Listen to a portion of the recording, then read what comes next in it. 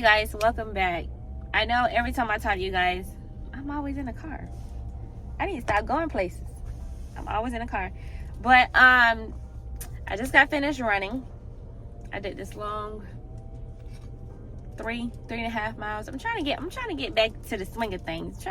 We slowly but surely. We got a ACFT coming up, so girl, I gotta get back right. But I decided to come and do these 8 questions with you guys. So I told you guys in the last video to leave me questions down below, or you can just send them to me directly to answer you guys questions. So I only choose 8 questions today.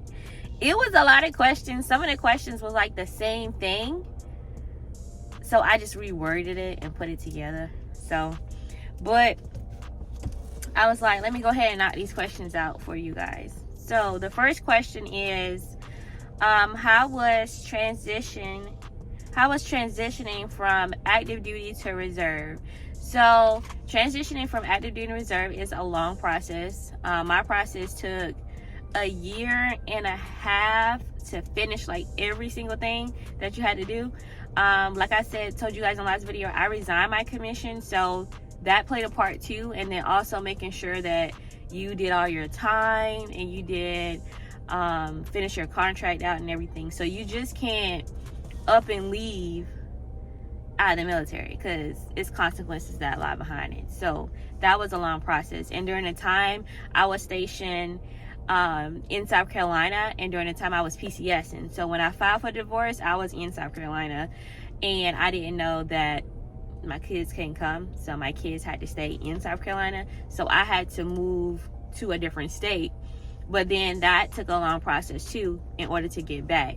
So I know a lot of people are going to be like, oh, you could have canceled your orders, or you could have did X, Y, and Z. At the time, I couldn't, because everything was already like going and moving and stuff.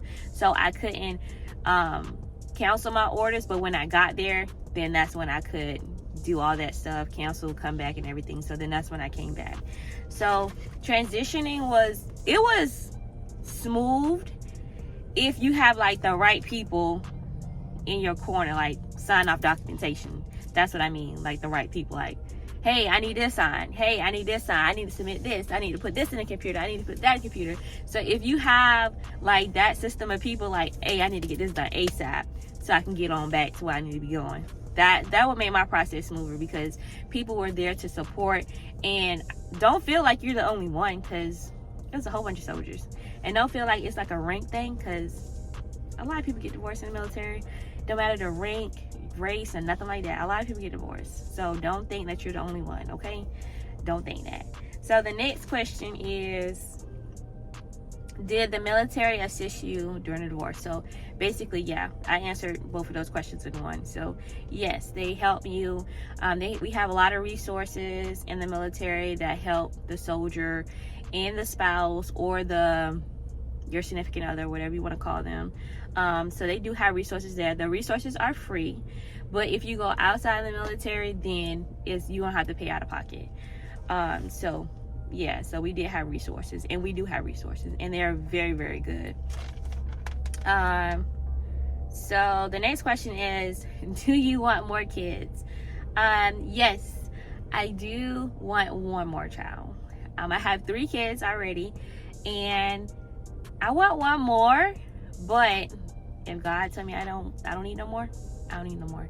But yes, I'm open to have, one more child, just one more. Okay, so this question, I was like, iffy about answering, but it says, did you have a smear campaign during the process? Woo!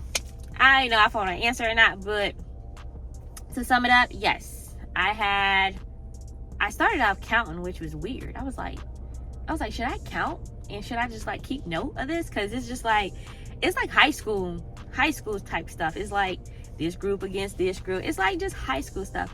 But it was very interesting, because these people think they know you, and they don't. People just going off what other people say about this person. I always tell people, do your own judgment, baby. Do your own judgment. Like, if you come to me and tell me, oh, this and this and this and this and this. I'm like, okay, that person did nothing to me. That's your opinion. What if I'm cool with this person? I like this person, so I'm gonna talk to them. I'm not gonna like not talk to them because you don't like them. But yeah, so summing up, yes, I had a smear campaign. Hold on, let me check my phone. I think I had like 15. I think I had 15 in counting. I probably got more than that, but I had 15. 2 of them, they did apologize. But I just was like, okay. But I didn't accept the apology because at the end of the day, I told them, like, you know, all due respect. Because, hey, when you hit them with that, all due respect, I just said, all due respect, you know, you did what you did. I just want to make sure I didn't do anything to you versus you did something to me out of what somebody else said.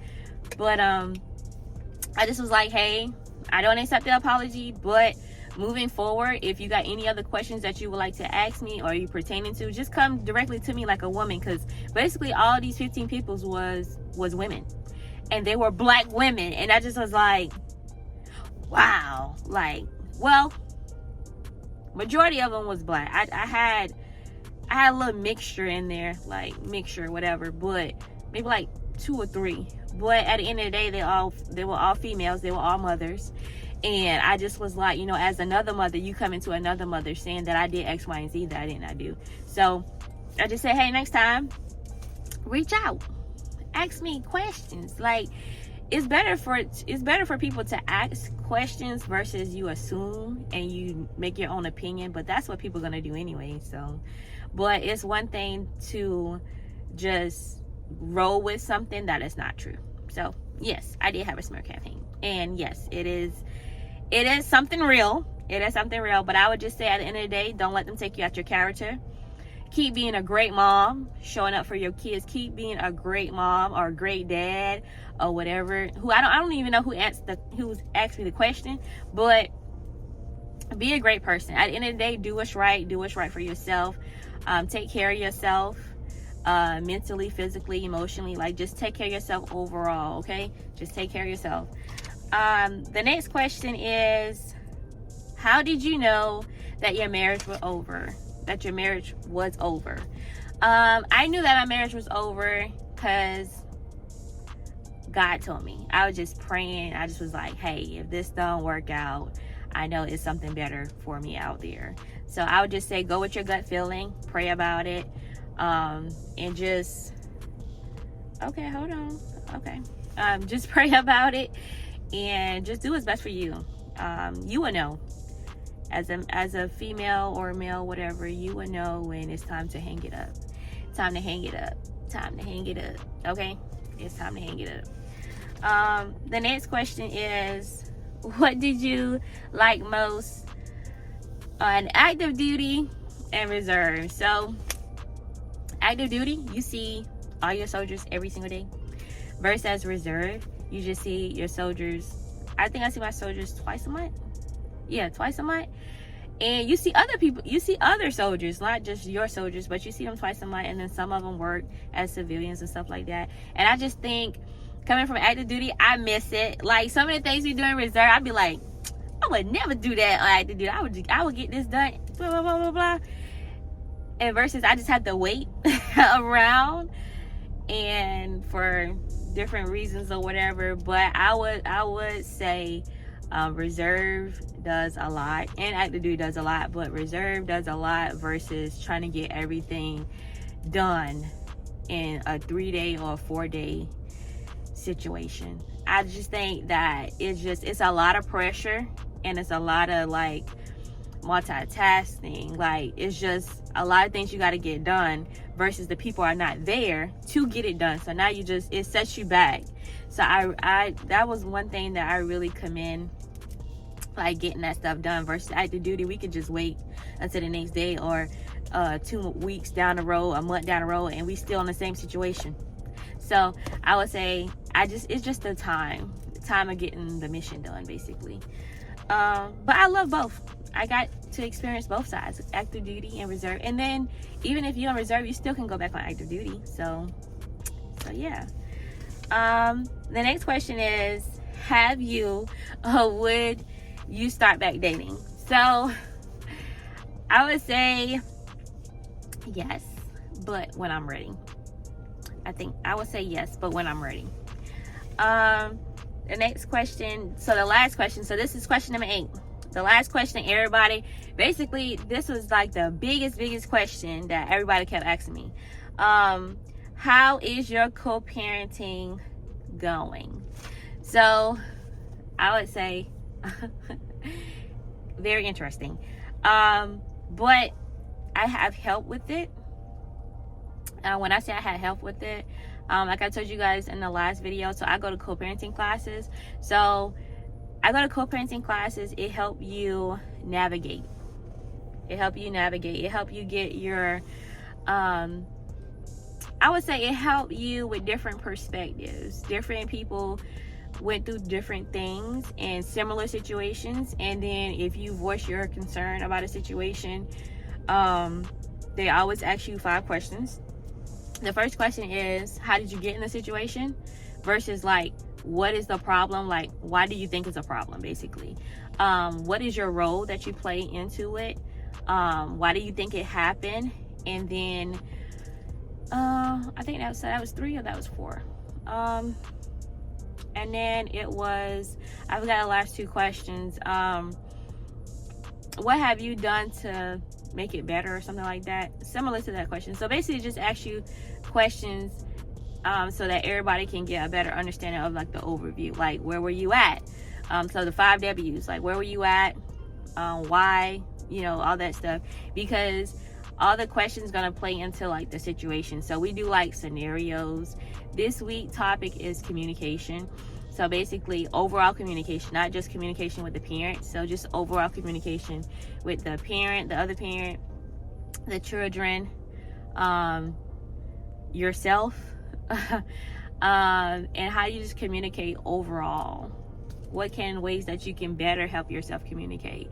So it's just not like you're just playing the victim, because you're, at the end of the day, you're not the victim. You're not the victim at all.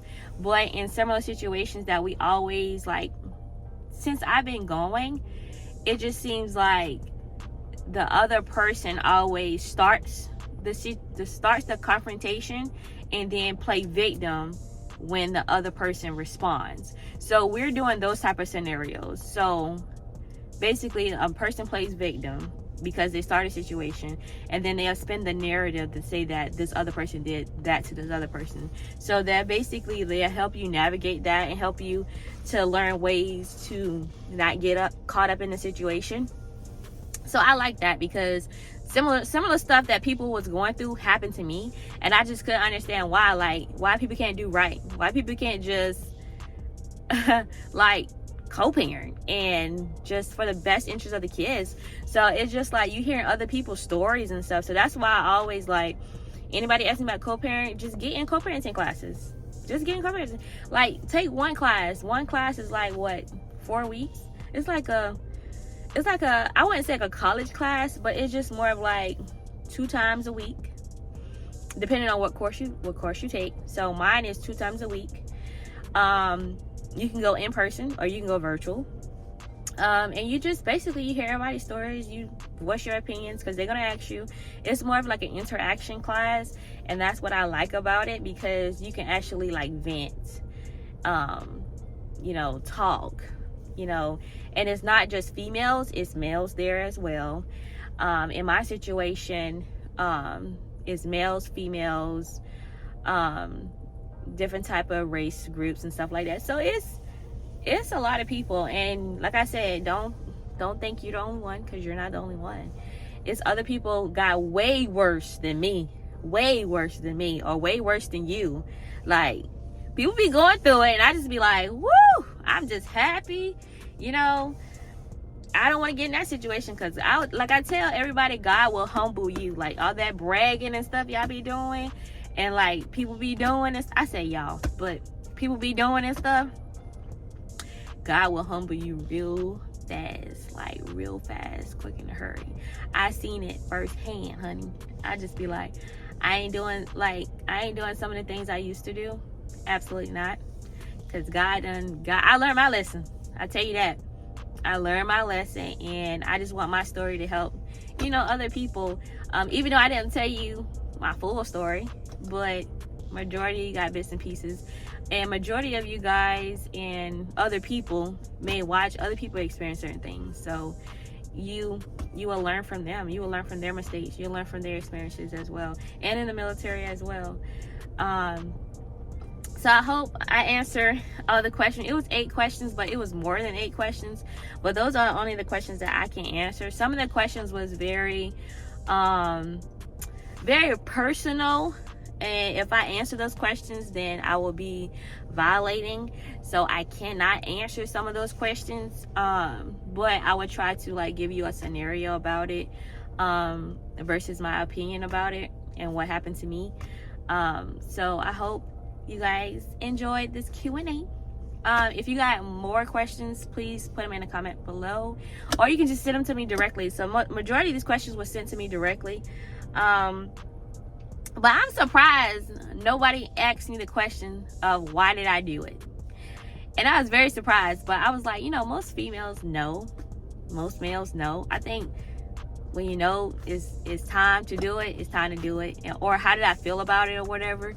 But we'll go into more of that later, or maybe not. I don't know. I don't know if you guys will, what you guys want to see.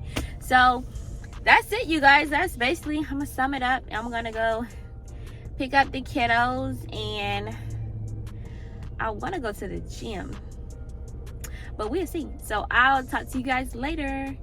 Bye.